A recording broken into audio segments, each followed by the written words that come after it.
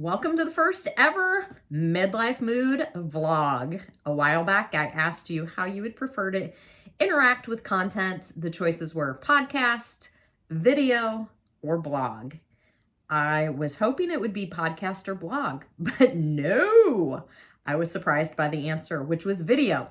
So here I am with the intent to every week bringing new and engaging content on food and fitness and life when you're over 30. The first topic for this week is just a very, very basic high-level view of nutrition. So let me back up for just a minute. Who am I and why should you believe anything I have to say? Well, just in case you're new here, I'll share with you I am a 46-year-old mother of two boys, teenagers, married, dog mom. I have a Bachelor of Science in Exercise Science that I got, gosh, it's been so long ago. I hate to say the year, but 1998, if you can believe that. I have had a passion for fitness since pretty much my high school years, I would say. You know, I remember my best friend and I doing Jane Fonda videos after school, really trying to move our bodies. I've never been athletic. I tried out for soccer at a very young age. I cried when I used my hands to touch the ball. They blew the whistle at me, and that was the end of basically any sort of career for me with sports. I do like to I've always liked to walk, and since high school, really, started lifting weights, especially once I got to college. I had a couple different majors, and then I realized I wanted something that I could use, information I could use for the rest of my life, which is why I chose exercise science. The body doesn't change, right? Anatomy is the same as it was 20 years ago when I went to college. So that's the good news. I did practice as a personal trainer for a while. I did not like relying on my income from other people showing up because I'm a go-getter. So I'm in sales. I've been in sales for 20 plus years. I love it because you get what you put into it. And this blog really is just my passion project. I love helping women. Over the last 2 years, I've gotten my online nutrition coaching through ISSA. I have also gotten my 200-hour yoga teacher training certification. I teach yoga. I love it. I love being able to help women realize that it's never too late to live a very healthy lifestyle. You don't have to be perfect. You don't have to eat chicken breast and broccoli every single day for the rest of your life. You can still enjoy your favorite foods. You know mine is ice cream. I love, love, love my ice cream. I will never give it up. And yet I'm still in the best shape of my life at 46 years old than I even was in my 20s. So that's the why. Why should you believe anything I say? Am I a registered dietitian? No. I am an online nutritionist.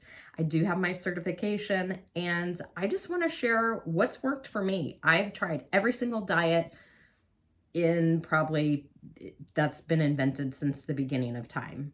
From the time, gosh, I'm trying to think the first time I started dieting, probably in high school is really when I can remember. After I gained the freshman 15, college, again, just kind of that extreme dieting, cabbage soup diet, the zone diet, keto, paleo, everything. Nothing worked long term. Until about 3 years ago when I really started to learn more about nutrition and how fueling your body and lifting heavy weights is what changes your body for the long term. So that's the why. Why should you listen to me? Starting with today's topic, it is really, what is weight loss? How do you begin the basics of nutrition? You have to know the basics of nutrition, first of all. And I'm sure you've all heard that in order to lose weight, it's just a basic calculation, energy in versus energy out. Well, what does that mean? Okay, when we think about a human, when you think about, we'll just use myself as an example. Every person has a basal metabolic rate. So that is the amount of calories that you burn just naturally through everyday living. Sleeping, walking, doing your job.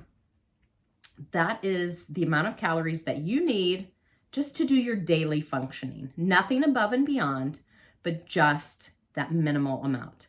So it's going to depend what yours is based on your age, your gender, your activity level, and your weight. So height as well. So for somebody like me, I'm 5'1", 46 years old, female. So females are at a disadvantage.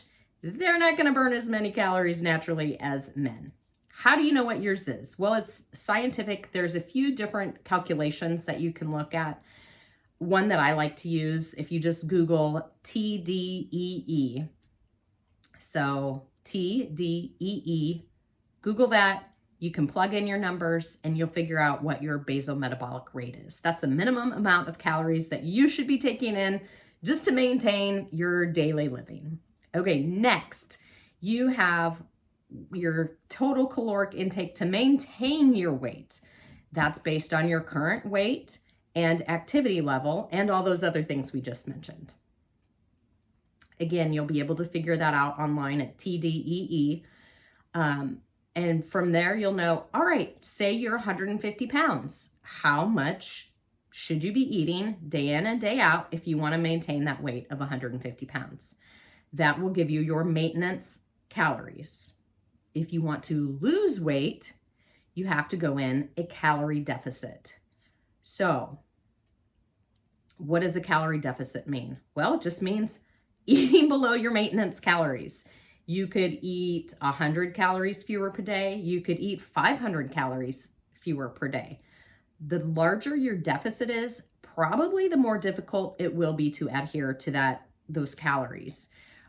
If your maintenance calories are 1,700 calories and you want to go in a 500 calorie deficit and you're at 1,200 calories, that's going to be pretty difficult to maintain because 1,200 calories just isn't a lot of food.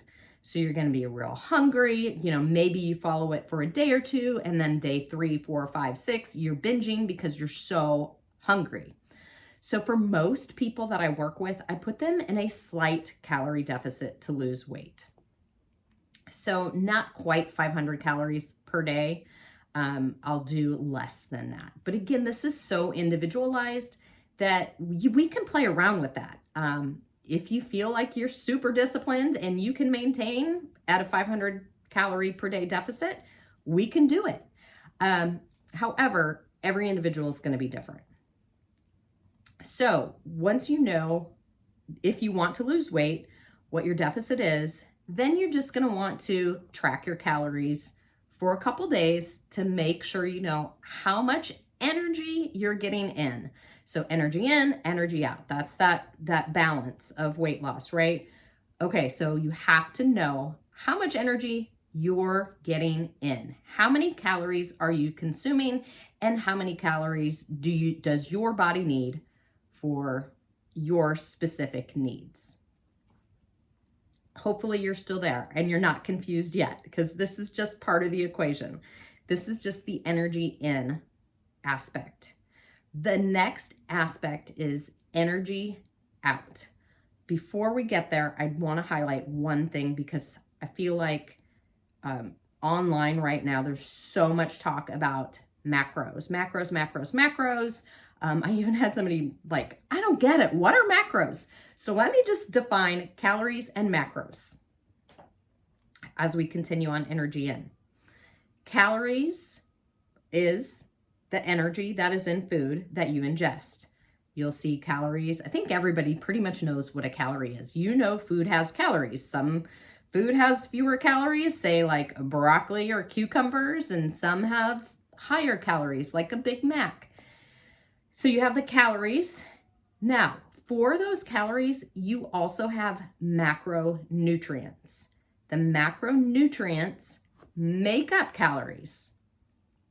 So for example, let me just think of something really easy here. Let's see, we'll just go with a sandwich. Okay, say a turkey sandwich has, I'm just making these numbers up. Say a turkey sandwich has 300 calories. Those calories, how do you get to 300 calories? Well, from fat, macronutrient number 1, carbohydrates, macronutrient number 2, and protein, macronutrient number 3. So depending on how many grams of each of those macronutrients there are, that equals the total amount of calories. Each macronutrient has calories associated with it. So for fat, if you have 1 gram of fat, that is 9 calories. For carbohydrates and protein, 1 gram of carbs or protein is 4 calories.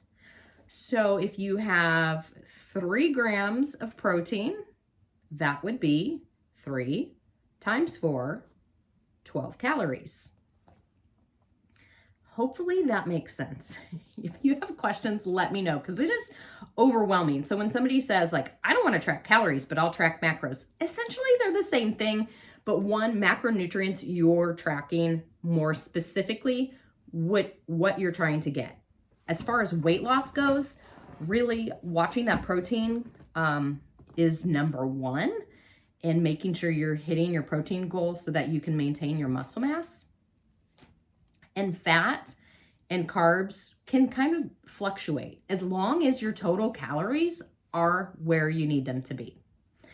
So that's a high level view of calories and macronutrients and what they mean.